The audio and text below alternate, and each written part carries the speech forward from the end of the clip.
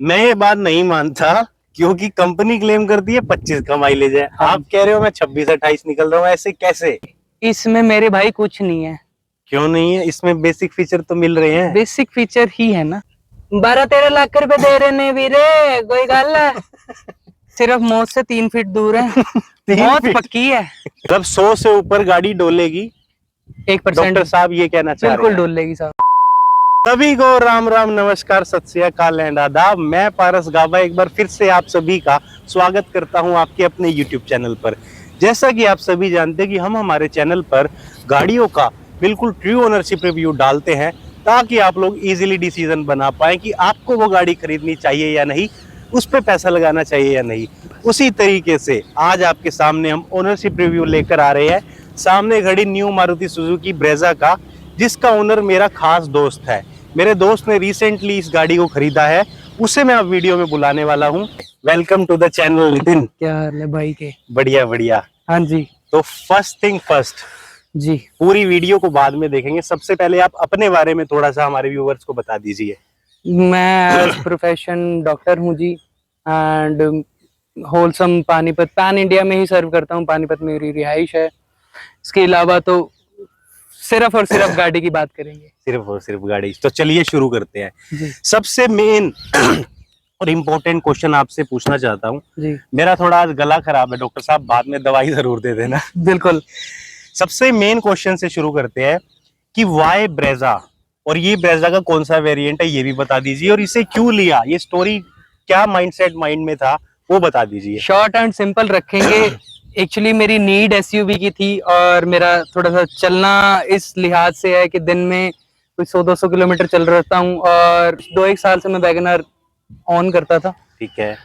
But WagonR फिर सारी चीजों को नजर रखते हुए मेरे को एसयूवी पर शिफ्ट होना था। मतलब वैगनआर में सेफ्टी नहीं है, और डॉक्टर होकर आप इतनी अनसेफ गाड़ी में चल रहे थे। तो this is the only point कि मैं कम से कम 4 स्टार सेफ्टी की तरफ जाऊं। तो ये ब्रेजा का कौन सा वेरिएंट है? ये ब्रेजा का VXI ऑप्शनल है जी, CNG। अच्छा, सीएनजी वेरिएंट, क्योंकि आपकी रनिंग 100 से 200 किलोमीटर थी इन अ डे। लेकिन मैं एक बात बताऊंगा, आपने सीएनजी वेरिएंट लिया और नॉर्मल ब्रेजा से इसकी इंजन परफॉर्मेंस काफी डाउन है। हाँ। क्योंकि नॉर्मल इंजन प्रोड्यूस करता है 102 bhp का ये कुछ मैक्सिमम पावर। 86 करता है। हाँ, और ये 86 bhp मैक्सिमम पावर प्रोड्यूस करता है। बिल्कुल। और उसकी टॉर्क भी 137 न्यूटन मीटर के करीब है, जबकि इस वेरिएंट की टॉर्क 121 न्यूटन मीटर है। जी। तो इतना अंडर पावर इंजन सीएनजी के चक्कर में कैसे कॉम्प्रोमाइज कर रहे हो इस चीज को लेकर? कॉम्प्रोमाइज सिचुएशन के साथ इसलिए करना था क्योंकि I have to upgrade.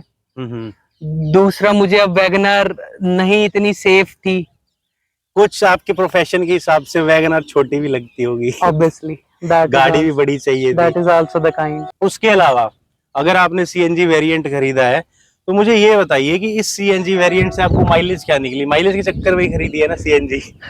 Obviously we have to run for a while, और क्योंकि रनिंग कॉस्ट कम होनी चाहिए। आदमी कितनी भी इनकम हो, कितनी वो महंगी गाड़ी ले ले, रनिंग कॉस्ट उसकी कम होनी चाहिए। बिल्कुल ठीक। तो इसकी सीएनजी में आपको क्या माइलेज? मेरे को एग्जैक्ट इसकी 26 से 28 पड़ जाती है, और क्योंकि मेरा ऑन हाईवे ज्यादा है टैकलिंग, तो ये लगा लीजिए ऑलमोस्ट मुझे वैगनआर के राउंड सम पड़ती है। मैं ये बात नहीं मानता, क्योंकि कंपनी क्लेम करती है 25 का माइलेज है। हाँ। आप कह रहे हो मैं 26-28 निकल रहा हूँ, ऐसे कैसे? 26-28 ऐसे है मेरे भाई, सिर्फ और सिर्फ हार्डली मुझे सिटी में से 1 से 2 किलोमीटर के बाद मैं हाईवे पे ही चढ़ रहा हूँ, और हाईवे टू हाईवे ही रन है। मतलब हाईवे टू हाईवे वाकई में ये गाड़ी इनको माइलेज निकाल कर दे रही है। बिल्कुल। हालांकि माइलेज के चक्कर में बूट को ये खत्म कर चुके हैं। कुछ पाने के लिए कुछ खोना पड़ता है, वो वाला काम है। एग्जैक्टली। लेकिन कभी कभी देखो पेट्रोल में भी गाड़ी चलानी पड़ती है। तो आपको पेट्रोल में क्या माइलेज दे रही है ये गाड़ी? मैक्सिमम 15-16। 15-16। मतलब अगर सीएनजी के पंप बंद हो जाते हैं और इनको पेट्रोल में गाड़ी चलानी पड़ती है तो चलानी औखी हो जाएगी। बिल्कुल। तो डॉक्टर साहब, आपसे एक मेजर कंसर्न पे बात करते हैं, वो है गाड़ी की सेफ्टी। बिल्कुल। आपके पास थी वैगनआर, जिसमें आपको मिल रही थी जीरो सेफ्टी। जीरो सेफ्टी, मतलब आप मौत की सीट बेल्ट ही लगा कर बैठे थे। लेकिन अगर इस गाड़ी की बात करें, पिछली ब्रेजा को 4 स्टार रेटिंग मिली थी। हाँ जी। मारुति की सबसे ज्यादा रेटिंग वाली वो गाड़ी थी। इसका अभी तक एनकैप टेस्ट ही नहीं हुआ। तो आपको इसकी सेफ्टी में क्या फीलिंग आ रही है, बिल्ड क्वालिटी में, आप इसे चला रहे हैं तो? सेफ्टी तो भाई ऐसा है, सिर्फ मौत से 3 फीट दूर है। 3 बहुत फीट? पक्की है। आ जाए कल आ जाए। आ जाए कल आ जाए, लेकिन मैं मेंशन करूंगा इस चीज में, इस गाड़ी की बिल्ड क्वालिटी इंप्रूव्ड है। वो क्यों इंप्रूव्ड है? पहले वाली ब्रीजा 4 स्टार ले रही थी, इस बार मारुति ने दावा किया है कि ये उससे कहीं ना कहीं इम्प्रोवाइजेशन में गाड़ी है, उसी प्लेटफॉर्म पे बनी है, तो ये गाड़ी पक्का 4 स्टार या उससे ज्यादा लेगी। इस गाड़ी में आप मारुति के मामले में सेफ हैं। इसी रिलायबिलिटी को देखते हुए हमने इस चीज को अपग्रेड किया था। साइड में खड़े हैं, ब्रेकिंग की बात करेंगे सबसे पहले। हम्म। ब्रेकिंग को लेकर फीचर तो आजकल सारी कंपनियां दे रही हैं, ABS, EBD, ESP। इसमें मेरे भाई कुछ नहीं है। क्यों नहीं है? इसमें बेसिक फीचर तो मिल रहे हैं। बेसिक फीचर ही है ना। हालांकि फ्रंट टू वेंटिलेटेड डिस्क है, रियर टू ड्रम ब्रेक्स है। तो आपको इनकी परफॉर्मेंस कैसी लगी मारुति के हिसाब से? क्योंकि मारुति की ब्रेकों से ज्यादा एक्सपेक्टेशन हम रखते नहीं, स्टिल आपको कैसी लगी? As I said and I am on my words कि मैं ज्यादा खुश नहीं हूँ ब्रेक से। अच्छा, ब्रेक से खुश नहीं हो? नहीं, लाइट फीट पे काम करती है ये ब्रेक्स? कुछ खास नहीं। हार्ड पे करती है? तो बिल्कुल। आपका फीट तो वैसे ही आपके साइज के हिसाब से मुझे हार्ड लग रहा है। बिल्कुल बिल्कुल बिल्कुल, मेरे पंजे के हिसाब से फिर ठीक है। देखो, मैंने अभी ये गाड़ी ड्राइव करी थी, मैंने महसूस किया कि लाइट फीट पे ब्रेक इतना अच्छा काम नहीं कर रही थी, अच्छा खासा जोर लगाना पड़ रहा था मुझे ब्रेकिंग को लेकर। बिल्कुल। ब्रेकिंग के साथ साथ थोड़ा चलते रहिए, मजा आएगा सबको। हाँ हाँ, क्यों नहीं।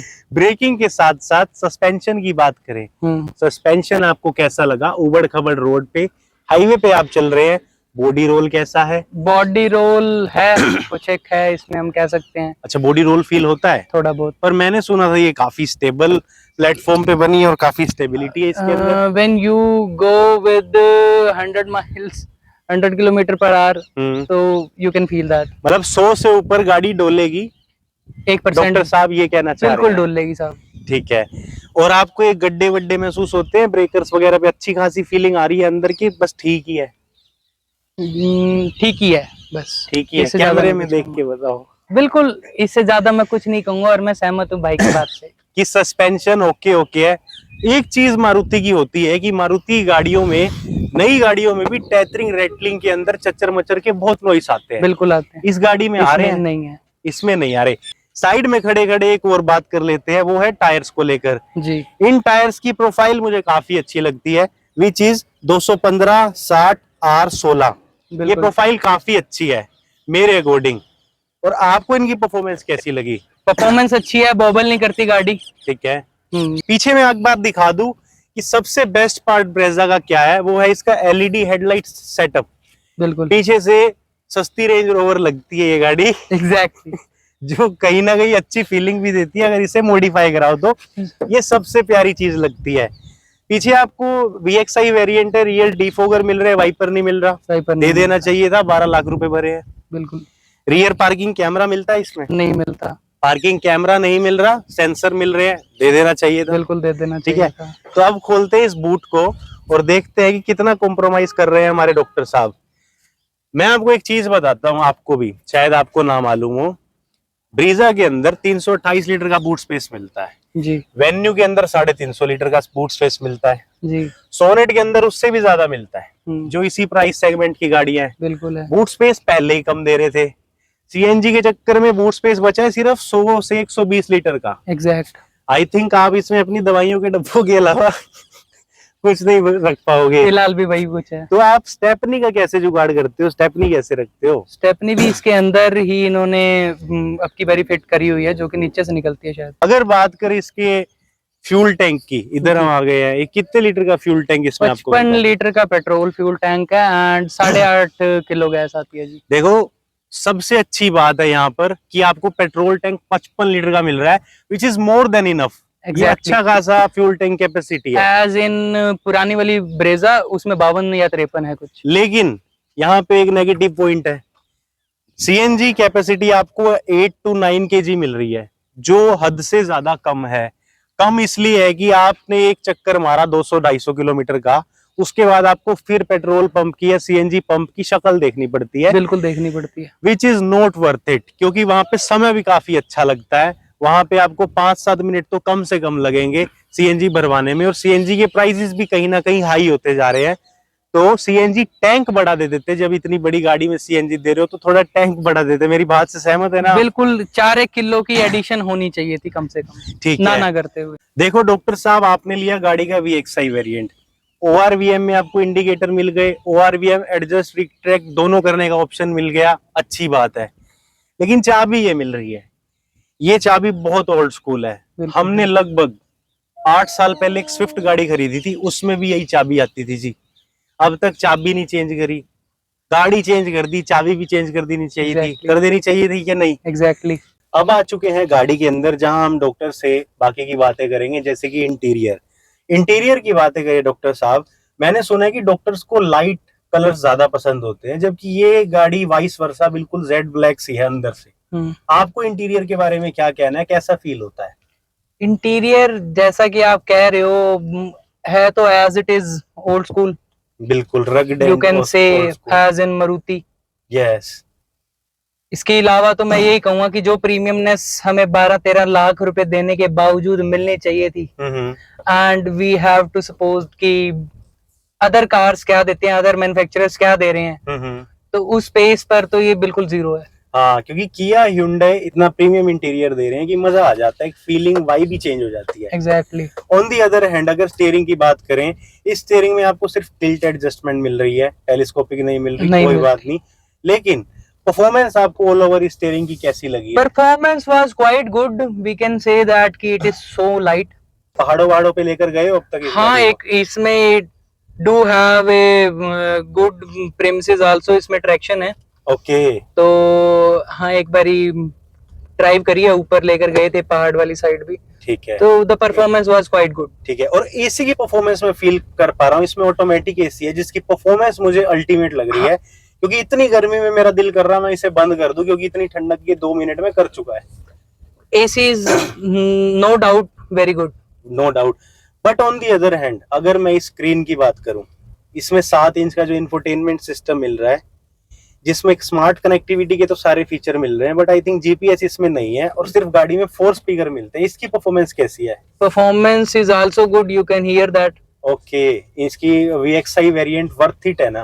वर्थ इट है, जब भी शायद हमने लिया है। ठीक है। लेकिन VXI वेरिएंट को देखते हुए अगर मैं इसके इंस्ट्रूमेंट क्लस्टर की बात करूं जी, ये जो इंस्ट्रूमेंट क्लस्टर है, पुअर थिंग, एक तो ये एनालॉग है। एग्जैक्टली। ठीक है। आजकल गाड़ियां के इंस्ट्रूमेंट क्लस्टर आपको TPMS भी बताते हैं, डिस्टेंस टू एम्प्टी भी बताते हैं, और भी बहुत सारी मैसिव इंफॉर्मेशन और बढ़िया सिस्टम प्रोवाइड करते हैं, बट यहाँ पे तो अभी तक कोई इम्प्रोवाइजेशन नहीं है VXI वेरिएंट, बिल्कुल भी नहीं करेगी, जबकि ये मुझे लगता है कर देना चाहिए थी। On the other hand VXI में क्रूज कंट्रोल नहीं है। 12-13 लाख रुपए दे रहे ने वीरे, कोई गल है? तो अब गाड़ी की इंजन परफॉर्मेंस को मैं चेक भी कर लेता हूँ कि ये इनिशियल पिकअप वगैरह कैसे उठाएगी और क्या परफॉर्म करेगी। तो चलिए 1 2 3 स्टार्ट करें डॉक्टर साहब? बिल्कुल जी। डरेंगे तो नहीं आप? अरे चलो चलो। तो 1 2 3 एंड गो। मतलब I'll say the performance is quite okay. मतलब ऐसा नहीं है कि एकदम भगली है, पेट्रोल नेचुरल एस्पिरेटेड इंजन के हिसाब से ठीक ठाक परफॉर्मेंस है। तो इतनी सारी अंदर की और बाहर की बातें करने के बाद अब एक फाइनल बात करते हैं कि इस गाड़ी को खरीदना चाहिए या नहीं। डॉक्टर साहब इस गाड़ी को कितना लेकर खुश हुए हैं या कितने अंदर से दुखी है, तो चलिए जानते हैं। तो डॉक्टर साहब प्लीज। मैं सबसे पहले तो ये कहूंगा कि जितनी भी हमने बुराइयां देखी हैं वो मद्देनजर हमारी कंपनी भी रखे और उन चीजों को इम्प्रूव करे। बिल्कुल। As per conclusion, if you have to travel a lot, आपको बजट फ्रेंडली भी चाहिए सब कुछ, आपको मेंटेनेंस फ्रेंडली भी चाहिए, आपको हैसल फ्री वर्कशॉप्स देखनी है, तो you can go with Maruti. बिल्कुल, क्योंकि इनकी रिलायबिलिटी बहुत अच्छी है और इनका सर्विस नेटवर्क बहुत शानदार है। लेकिन अगर ऑन दी अदर हैंड अगर आप फीचर्स की डिमांड करते हैं और साथ में आपको 5 स्टार रेटिंग चाहिए और भी आप लग्जरी और अपडेटेड चीजों की डिमांड कर रहे हैं, तब ये गाड़ी आपके लिए नहीं है। ये गाड़ी सिर्फ तभी आपके लिए है जब आप रनिंग कॉस्ट सस्ती चाहते हैं और मेंटेनेंस कॉस्ट को भी कम चाहते हैं कि हर चीज आपकी कॉस्ट के अंडर आए, बाद में किसी प्रकार की आपको दिक्कत ना हो, रीसेल वैल्यू अच्छी मिल जाए, तब आप इस गाड़ी को जरूर खरीदें। एक चीज और ऐड ऑन करना चाहूंगा कि SUV भी चाहिए। SUV भी चाहिए, तब इस गाड़ी को खरीदे। जी। So doctor, thank you so much for being the part of this video today. हाँ। I really had so much fun with you. बाकी अभी भाई को ट्रीट करके ही जाऊंगा। अभी मेरी खांसी ठीक करके जाएंगे। So thank you so much. Kindly subscribe the channel and please share the video.